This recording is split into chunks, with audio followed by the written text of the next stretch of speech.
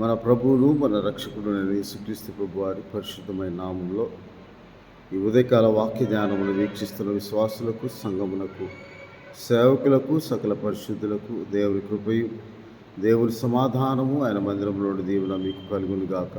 ఆమేన్. ఉదయకాల వాక్య ధ్యానము హబక్కూకు గ్రంథము 3వ అధ్యాయము 2వ వచనమును ధ్యానం చేసుకుందాం. యెహోవా సంవత్సరములు జరుగుచుండగా నీ కార్యమును నూతనపరచుము, సంవత్సరములు జరుగుచూ ఉండగా దానిని తెలియచేయం, కోపించుచూనే వాత్సల్యమును జ్ఞాపకము తెచ్చుకొనుము. హబక్కూకు ప్రవక్త చేసిన ప్రార్థన.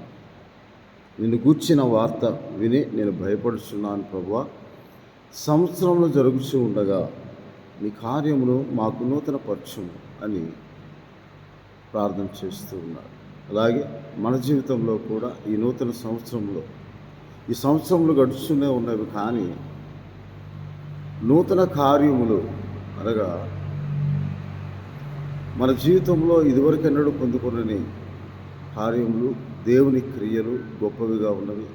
ఆయన కార్యములు మహిమా ప్రభావం గలవని కీర్తన గ్రంథం 111వ అధ్యాయంలో 2-3 వచనాల్లో రాయబడి ఉన్నది. ఆ కార్యములు మన జీవితంలో ఇదివరకెన్నడూ జరగని కార్యములను ఈ నూతన సంవత్సరంలో మనం పొందుకోవాలి అంటే, దేవుని కార్యములు మన జీవితంలో కార్యసిద్ధి కలగాలి అంటే మనము నూతన బుద్ధి, నూతన ఆత్మ పొందుకోవాలి.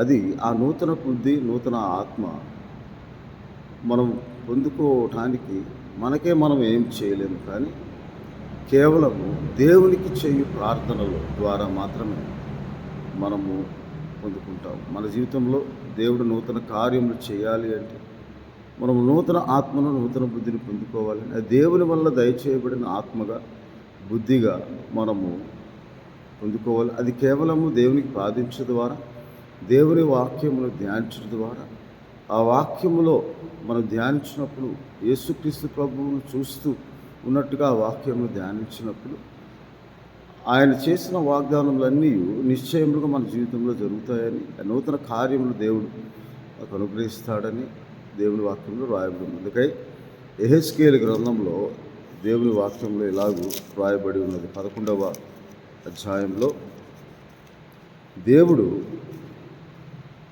19వ వచనం, యెహెజ్కేలు గ్రంథం 11వ అధ్యాయం 19వ వచనంలో, వారు నా కట్టడలను, నా విధులను అనుసరించి గైకొన్నట్లు నేను వారి శరీరంలో రాతి గుండెను తీసివేసి వారికి మాంసపు గుండెనిచ్చి వారికి ఏక మనసు కలుగజేసి వారి యందు నూతన ఆత్మ పుట్టింతును అని దేవుని వాక్యంలో రాయాలి. నూతన ఆత్మ మనకు కావాలి. అనగా మన ఆత్మ చిత్తవృత్తి యందు మనం ఆ దైనందిన జీవితంలో అనుదినము ఎలాగూ ఉన్నామో, పాత జీవితంలో, పాత సంవత్సరంలో ఎలాగ ఉన్నామో అలాగూ ఉండకుండా ప్రాచీన స్వభావమును వదులుకొని, అనగా ఎఫెసీయులకు రాసిన పత్రిక అపోస్తలుడైన పౌలు 4వ అధ్యాయము 22వ వచనంలో 20 నుంచి చదివితే, అయితే మీరు యేసుని గూర్చి విని ఆయన యందలి సత్యము ఉన్నది ఉన్నట్టుగా ఆయన యందు ఉపదేశింపబడిన వారైన ఎడల మీరు అలాగు క్రీస్తును నేర్చుకున్న వారు కారు. కావున మునుపటి ప్రవర్తన విషయంలో అయితే మోసకరమైన దురాశ వలన చెడిపో మీ ప్రాచీన స్వభావమును వదులుకొని మీ చిత్తవృత్తి యందు నూతనపరచబడిన వారై నీతియు యథార్థమైన భక్తియు గలవారై దేవుని పోలికగా సృజింపబడిన నవీన స్వభావమును ధరించుకునవలెను అని దేవుని వాక్యంలో రాయబడి ఉంది. దేవుని పోలికగా సృజింపబడిన నవీన స్వభావము, అది ఎలాగో మనం పొందుకో, చిత్తవృత్తి యందు నూతనపరచబడాలి. చిత్తవృత్తి అనగా దైనందిన జీవితంలో అనుదినము మన ఆలోచనలు, మన తలంపులు, ఇతరుల గురించి మనం కలిగిన తలంపులను, లేదా మన దైనందిన జీవితంలో మనం దేవుని యందు భయభక్తులు గలవారమై ఉన్నప్పటికీ మనం యథావిధిగా గడిచిన కాలంలో, గడిచిన సంవత్సరంలో మన ఆలోచన తలంపులు కూడా యథావిధిగానే, యథాప్రకారంగా ఉంటే వాటి మన చిత్తము ప్రకారం మనం ఎలాగూ, మన ఆలోచన ప్రకారం ఎలాగూ జీవిస్తూ ఉన్నాం. ఆ ప్రాచీన స్వభావమును మనము వదులుకొని చిత్తవృత్తి యందు నూతనపరచబడిన వారము, నూతన ఆత్మను పొందుకున్న వారముగా, దేవునిచే దయచేయబడిన నూతన ఆత్మను పొందుకున్న వారముగా దేవుని పోలికగా సృజింపబడి నవీన స్వభావమును ధరించుకొని ప్రాచీన స్వభావమును వదులుకొని మనం జీవించాలని దేవుని వాక్యంలో రాయబడి ఉన్నది. అదే కొలసీలకు రాసిన పత్రిక 3వ అధ్యాయములో 10వ వచనంలో ఎలాగా ప్రాచీన స్వభావమును అనగా దాని క్రియలతో కూడా మీరు పరిత్యజించి జ్ఞానము కలుగు నిమిత్తము దాన్ని సృష్టించిన వాని పోలిక చొప్పున నూతనపరచబడుచున్న నవీన స్వభావమును ధరించుకుని పరచబడుచున్న నవీన స్వభావమును ధరించుకోవాలి. అప్పుడు ఆయన ఆ నూతన ఆత్మను మనకు అనుగ్రహిస్తాడని దేవుని వాక్యంలో రాయబడి ఉన్నది. అలాగే యేస్కేలు గ్రంథంలోనే దేవుని వాక్యంలో 36వ అధ్యాయము 26వ వచనంలో నూతన హృదయము మీకు ఇచ్చేదను అంటున్నాడు. నూతన ఆత్మను మనకు దయచేయటానికి దేవుడు మనం ఆత్మను పొందుకోవటానికి చిత్తవృత్తి యందు నూతనపరచబడిన వారమై నూతనపరచబడుచున్న నవీన స్వభావమును అనగా సృష్టికర్తయగు దేవుని యేసుక్రీస్తును కలిగి ఉన్న స్వభావము. అలాగే మనం చదువుకున్న వాక్య భాగంలో ఎఫెసీ పత్రికలో క్రీస్తునందు మనం నేర్చుకున్న ప్రకారము మోసకరమైన దురాస్తుల వలన చెడుపు ప్రాచీన స్వభావమును వదులుకొని అని వ్రాయబడి ఉన్నది. కాబట్టి మొదట మనం ఏం కలిగి ఉన్నామో గడిచిన కాలంలో మాట ద్వారా కానీ చూపు ద్వారా కానీ క్రియ ద్వారా కానీ మనము తీర్పు తీర్చేవారంగా ఉన్నామా, లేక మనము మన ఆలోచన ప్రకారము మన తలంపు ప్రకారము మనము ఇతరులను తీర్పు తీర్చేవారంగా ఉన్నామా అనే మనం ఇతరుల గురించి మాట్లాడే ముందు లేదా మన ప్రాచీన స్వభావం మనం ఇదివరకు జరుగుతున్న క్రియలను బట్టి మనం చేయుచున్న కార్యములను బట్టి దేవునికి మహిమకరంగా లేనప్పుడు దేవుని మహింపరచువారుగా ఉంటకు మనం నూతన ఆత్మను పొందుకొని నూతన హృదయము దేవుని ద్వారా పొందుకోవాలని యేస్కేలు గ్రంథం 36వ అధ్యాయం 26వ వచనంలో రాయబడింది. నూతన స్వభావం మీకు కలుగజేసేది. చూడండి, ఎప్పుడైతే మనం వదులుకోవాలని ప్రాచీన స్వభావం వదిలి నవీన స్వభావం ధరించుకోవాలి, దేవుని పోలికగా సృజింపబడిన నవీన స్వభావం ధరించుకోవాలని మనం నూతన పరచబడుచున్న వారముగా ఉండాలి అంటే దేవుని నూతన ఆత్మ మనకు కావాలి. ఆ నూతన ఆత్మ మనం పొందుకోవాలి అంటే మనము ప్రాచీన స్వభావం వదులుకోవాలి. అనగా నీ పాపములు క్షమింపబడ్డవి అన్న క్షమాపణ మనలో అది కార్యసిద్ధి క్రియాత్మకంగా జరగాలంటే ఆ క్షమాపణ పొందుకోవడానికి ఇదివరకు మనం చేసిన వాటిని విడిచిపెట్టినప్పుడు మాత్రమే ఆ క్షమాపణ మనలో కార్యసిద్ధి కలుగు చేస్తుంది. క్రియాత్మకం నెరవేర్చబడుతుంది. అప్పటి వరకు ఆ క్షమాపణ మనకు కలగదు. కాబట్టి మన ఆలోచనలు మన ఆలోచనలు దేవుని చిత్తంకు ప్రతికూలంగా ఉంటాయి ప్రతినిత్యం. అందుకే దావీదు భక్తుడు నీకు ఆయాసకరమైనది ఉన్నదేమో చూడము, నిత్య మార్గంలో నడిపించుము ప్రభువా అని దేవుని వాక్యంలో రాయబడి 139 కీర్తనలో కూడా అలాగే అంటారు. కాబట్టి మనం నా విమోచకుడా నా నోటి మాటలు నా హృదయ ధ్యానం నీ దృష్టికి అంగీకారంగా ఉండును గాక. ఆయనకు అంగీకారకృతంగా ఉండాలి, ఆయనకు అనుకూలంగా ఉండాలి.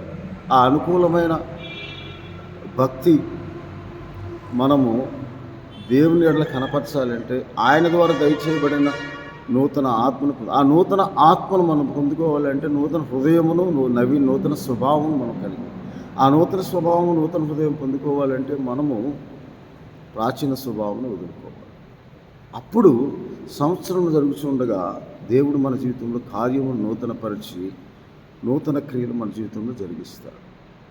అలాగూ మనం ప్రార్థన చేయాలి. ప్రభువా, దావీదు భక్తుడు 51వ కీర్తనలో ఇలాగూ ప్రార్థన చేస్తాడు. ప్రభువా, నీ సన్నిధి నుండి నన్ను త్రోసివేయక, నీ పరిశుద్ధాత్మను నా ఎదురు నుండి తీసివేయక అనే మాట 51వ కీర్తనలో పశ్చాత్తాప ప్రార్థనలుగా, అది ఉజ్జీవ కీర్తనగా, నిర్జీవమైన మన జీవితంలో ఉజ్జీవపరచు కీర్తనగా దావీదు భక్తుడు తాను పాపం చేసినప్పుడు తాను ప్రాచీన స్వభావం వదులుకొని నూతన స్వభావం దేవుని పోలికగా సృజింపబడి అనుదినము నూతనపరచబడుచున్న ఆ ఆత్మను హృదయమును స్వభావమును పొందుకోవడానికి నీ సన్నిధిలో నన్ను త్రోసివేయకు ప్రభువా.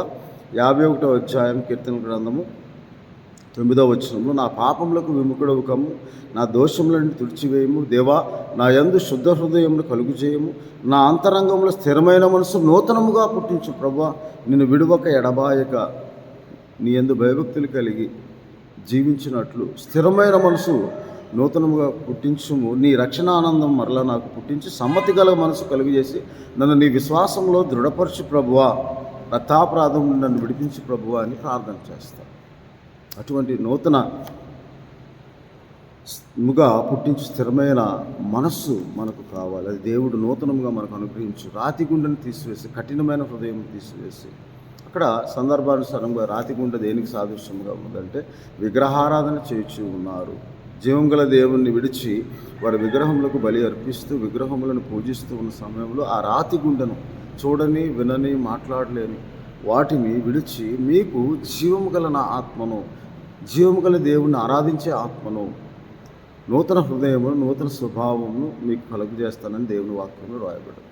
అందుకే యెహెజ్కేలు గ్రంథము 36వ అధ్యాయం 26వ వచనంలో ఇలాగూ, నూతన హృదయమును నూతన స్వభావమును నేను మీకు కలుగు చేసేది, రాతి గుండె మీలో తీసివేసి మాంసపు గుండె మీకు ఇచ్చేదను, నా ఆత్మను మీ అందుంచి నా కట్టలను అనుసరించి వారుగాను నా విధులను గైకొన్న వారుగాను మిమ్మును చేసేదను. మీ సకలమైన అపవిత్రత పోగొట్టి నేను మేము రక్షించుదును. మీకు కరువు రాయక ధాన్యమును ఆజ్ఞ ఇచ్చి అభివృద్ధి పరుచుదును.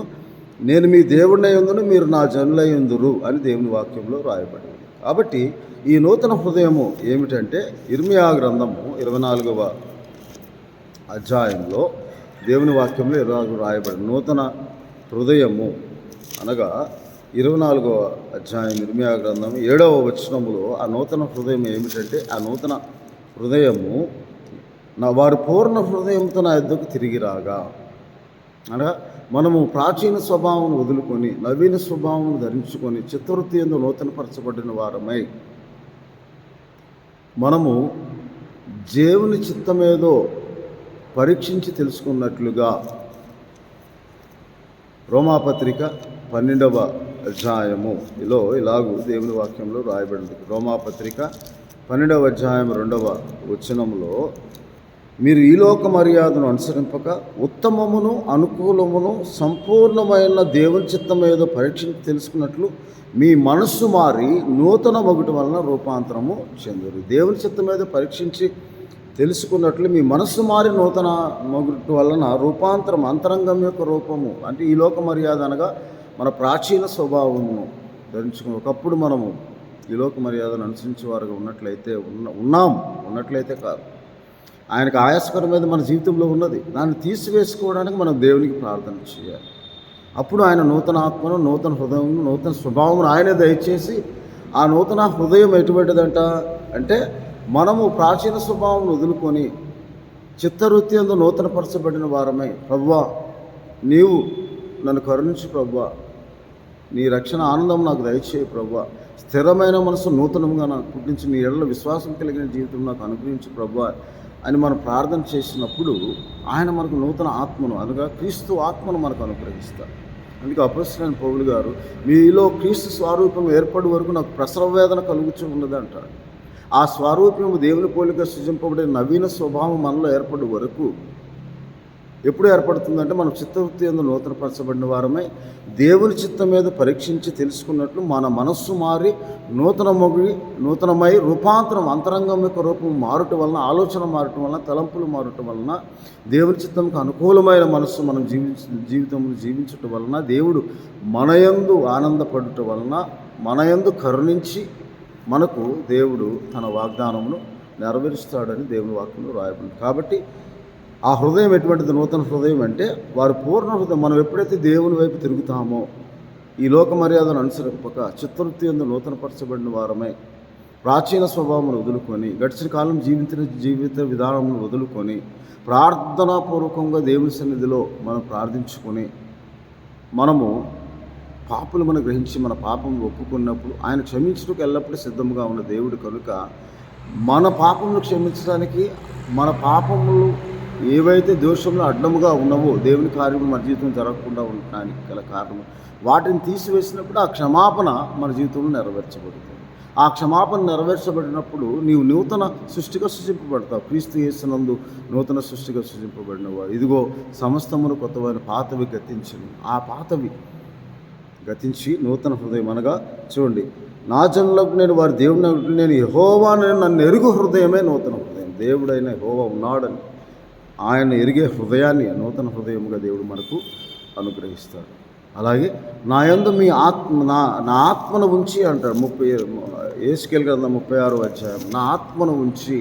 ఆ ఆత్మ ఎటువంటిది ఆత్మ అంటే చూడండి ఒకసారి, నూతన ఆత్మ జకర్యా గ్రంథము 12వ అధ్యాయము 10వ వచనములో, దావీదు సంతతి వారి మీద యెరూషలేము వారి మీదను కరుణను అందించు ఆత్మను, విజ్ఞాపన చేయు ఆత్మ నేను కురుమరించేదను అని దేవుని వాడు. కరుణను అందించు ఆత్మ, విజ్ఞాపన చేయు ఆత్మ, పాపము ఒప్పుకుంటూ ప్రార్థించే ఆత్మ. అందుకే భక్తుడైన పౌలు గారు అంటాడు 1 కొరింథీయులకు రాసిన పత్రిక 14వ అధ్యాయంలో, నేను ఆత్మతో ప్రార్థన చేతును, మనసుతో ప్రార్థన చేతునని దేవుని వాక్యంలో రాయాలి. కాబట్టి మనం అలాగూ మన జీవితంలో కార్యములు మొదటి నూతనపరచబడు కార్యం ఏమంటే స్థిరమైన మనస్సు. నూతనముగా మన జీవితంలో విశ్వాసంలో స్థిరమైన మనస్సు, నూతనముగా మనం పుట్టించు ఆత్మను దేవుని ఎరిగే ఆత్మను, దేవుని వైపు తిరిగినట్లు చేయు ఆత్మను, తిరిగినప్పుడు నూతన ఆత్మను, నూతన హృదయమును, నూతన స్వభావం మనకు కలుగు చేసి, ఆ నూతన స్వభావం, ఆ హృదయం ఎటువంటిదంట?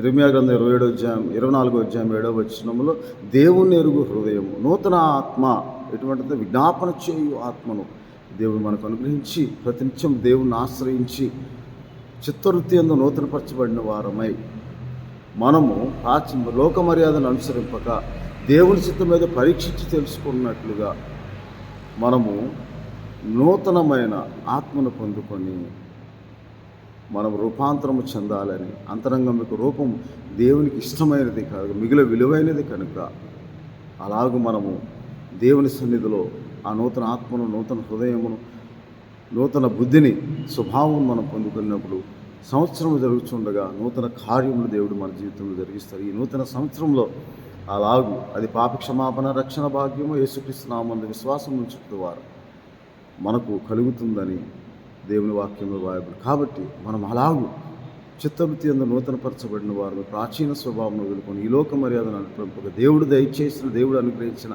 నూతన ఆత్మను, పరిశుద్ధాత్మను మనం పొందుకొని పరిశుద్ధాత్మలో ప్రార్థన చేయొచ్చు, విజ్ఞాపన చేయు ఆత్మను మనం పొందుకొని మనపక్షముగా ఆ పరిశుద్ధాత్మ మనపక్షముగా మనం ఎలాగూ ప్రార్థన చేయాలో మనకు తెలియని సమయంలో ఉచ్చరింపశక్యం కాని మూలికలతో ఆయన తానే మన పక్షంగా విజ్ఞాపన చేయుటకు పరిశుద్ధాత్మ దేవుడు నూతన ఆత్మగా మన హృదయంలో తండ్రి దేవుడు పంపి క్రీస్తు నామమున ఆ క్రీస్తు ఆత్మగా మన హృదయంలోకి ఆయన నుండి పంపి, నాయనా తండ్రి అబ్బా అని మొరపెట్టు ఆత్మను మనం పొందుకొని విజ్ఞాపన చేయు ఆత్మను, దేవుడు కరుణించే ఆత్మను మనం పొందుకొని నూతనపరచబడిన వారమై ఉండినప్పుడు సంవత్సరం జరుగుతుండగా కార్యములు నూతనముగా దేవుడు మనకు అనుగ్రహిస్తాడని ఉదయకాల సమయంలో దేవుడు మనతో మాట్లాడు. అట్టి నూతన హృదయమును, నూతన ఆత్మను, నూతన స్వభావమును దేవుడు మీకు దయచేసి మనందరినీ మా జీవితంలో ఆయన వాగ్దానంలో, అది క్రీస్తునందు అవును నిశ్చయంలో ఉన్న వాగ్దానములు నెరవేర్చబడినట్లు దేవుని కార్యములు మన జీవితంలో జరిగినట్లు దేవుని కృప ఆయన మనకు అనుగ్రహించి మిమ్మల్ని మీ కుటుంబంలో నూతన సంవత్సర ఆశీర్వాదంతో దీవించును గాక.